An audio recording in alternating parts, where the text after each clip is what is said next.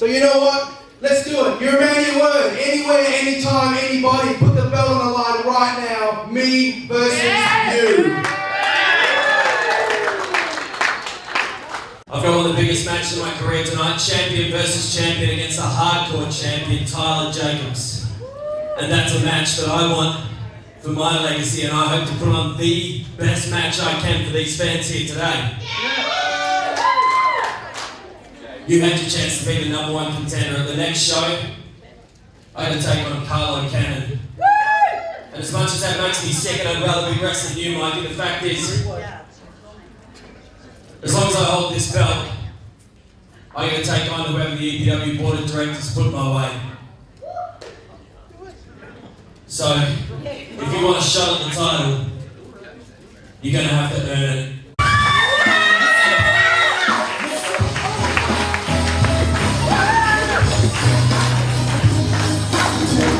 Sorry to interrupt you two gentlemen, but Seb and I were sitting backstage and we couldn't help overhear you guys talking about #1 contendership. Mikey, you said it yourself. Last time you were in Perth before you went to Japan, you said that this man is the future of explosive pro wrestling. And we're here to tell both of you guys and the rest of explosive pro wrestling that if there's some sort of line forming right now to find a #1 contender, you don't need to look any further than the captain of Team All-Star, Sebastian Sander. It's simple. We will have it at Hell High Data Storm versus Carlo Cannon versus the winner of Mikey Nichols and Sebastian Sander. Ladies and gentlemen, welcome to the recap of Explosive Pro Wrestling's Midday Mayhem #2. It was a massive afternoon of wrestling action. You should have been there, but if you weren't, here's how things went down. We kicked off the show with the ongoing rivalry between Alex Kingston and the Entourage. He went up against Hayden Zenith today, and this is how it looked.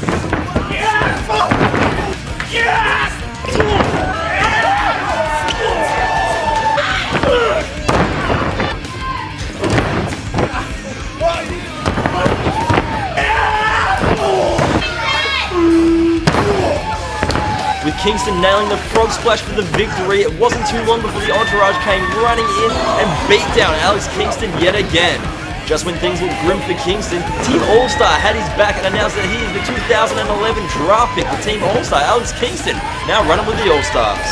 Well, I tell you what, you got a problem with Alex Kingston, you got a problem with all of us, because right now, without any further ado, I would like to introduce you to the 2011 Team All-Star #1 draft pick, Alex Kingston! Next up was his first appearance as being part of Team Jura. Bruiser Barry Schmidt went up against the White Flash, Ryan Dangerfield.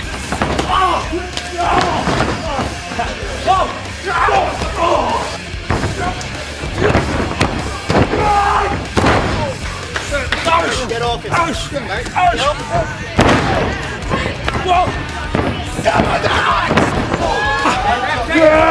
The tutelage of Jamie Jura clearly showed in this matchup because Bruiser Barry won with a rear naked choke. After the match, Jamie Jura announced the newest member of Team Jura was in fact Jimmy Payne. I tell you what, I'm flattered, but I think I'd rather join Team Edward than Team Jura. It sounds like if it was up to the Twilight and EPW fans, and a show coming to you soon, it's Jimmy Payne versus Jamie Jura.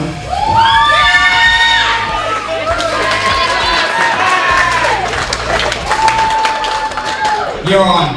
And it's going to be one-on-one, hell or high water, Jamie Jura versus Jimmy Payne, and I can't wait. Next up, the Entourage was back in the ring when Hollywood Carl Stereo was up against Chris Vice.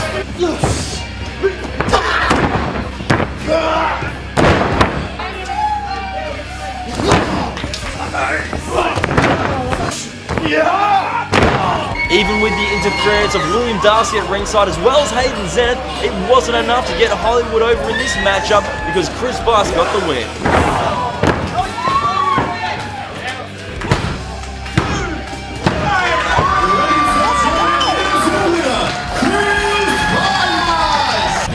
Tag Team Champions AZ Vergara and Jay Taylor were in action next when they went up against Brett Fox and Adam Banks. Brett Corvus of the Board of Directors came out and said because of the actions of Brett Fox and Adam Banks at Evolution, they'll be punished and had to wrestle this match blindfolded.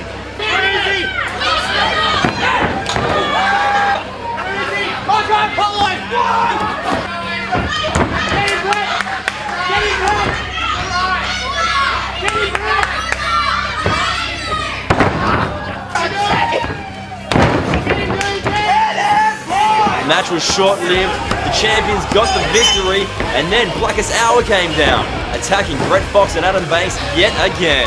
As the Blackest Hour were making their beatdown, Chris Vice and Johnny Windham came down demanding a title shot, which then led to the Entourage coming down also demanding themselves a title shot. Then the All-Stars came out, it was all-out chaos, it was on for young and old, until Brett Corvus came out saying it was going to be a battle royal for the #1 contendership for the tag team titles, the winner getting that title shot at Hell or High Water. Then just before the bell rang, it was Chase Griffin who came out. Corvus told him he needed a partner. None of us saw this coming. Dan Moore came through the curtain.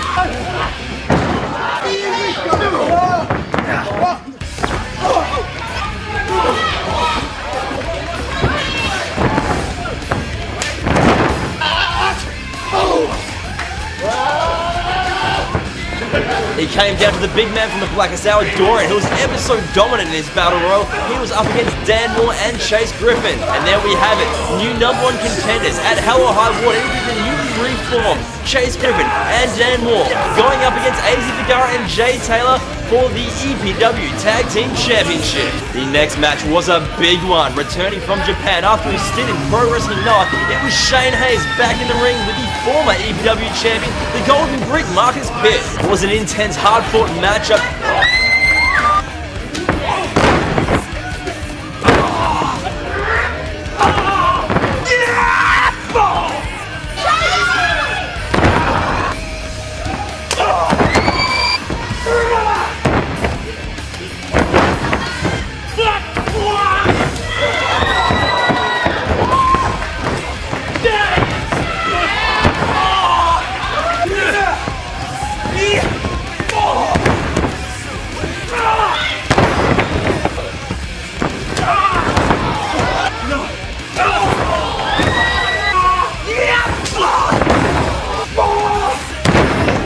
What could be called an upset, in the end Marcus Pitt got the pinfall victory over Shane Hayes. Next up was a match that was announced at the beginning of this show. It was Mikey Nichols up against Sebastian Sander, with the winner going into the main event of Hell or High Water and getting a shot at the EPW Championship. Hey!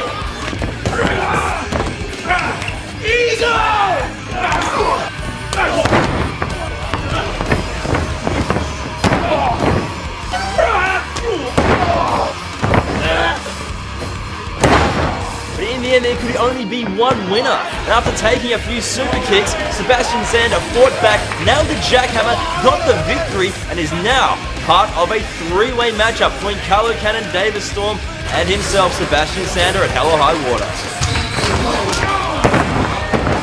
Next up was a change of pace. Leo Pratt came down to the ring and issued his FML challenge. I don't quite know what that stands for. Nonetheless, the person that answered the call, no one we expected, Lukey Boland, came back to Explosive Pro Wrestling. Not known for his in-ring competition, Lukey then announced who it was who was going to enter the FML challenge. It was the shoot fighter, Gavin McGavin.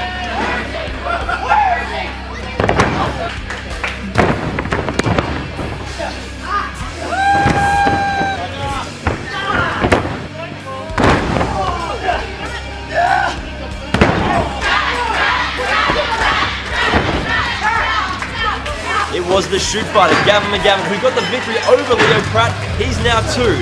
3 more to go, and he gets a shot at some EPW gold in the future. Next, it was time for the main event of Midday Mayhem, champion versus champion. Shotgun, Tyler Jacobs up against the Iron Man, David Storm, and this one was a thriller.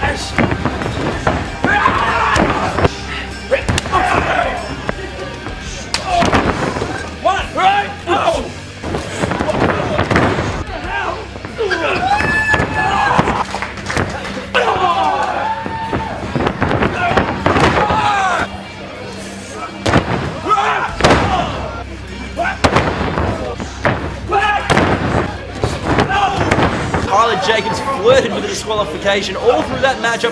In the end, got himself disqualified.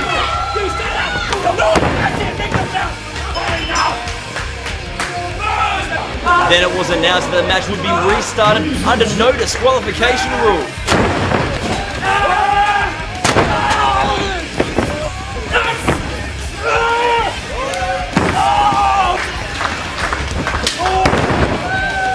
David Storm was lining up to finish off Tyler Jacobs with a steel chair shot.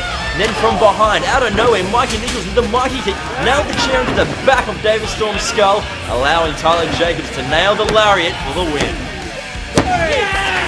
Although the bell had rung, the action had not stopped yet. Mikey Nichols came down attacking David Storm. Then this led to the Golden Brick Marcus Pitt coming down, and then both men, Marcus Pitt and Mikey Nichols, both attacking the EPW champion. The new #1 contender Sebastian Sander then came out, throwing Mikey Nichols out of the ring, and then Tyler Jacobs lariated Marcus Pitt. This all leads to August 13th, the Vasto Club Balcata Explosive Pro Wrestling presents Hell or High Water 2011. It's going to be a three-way match for the EPW Championship. It'll be Sebastian Sander up against Carlo Cannon, up against David Storm in what promises to be an amazing main event. I want to see all of you there. Hell or High Water 2011, Explosive Pro Wrestling at its finest, August 3rd, Vasto Club. Stay tuned to EPWPerth.com for more details. I want to see you there.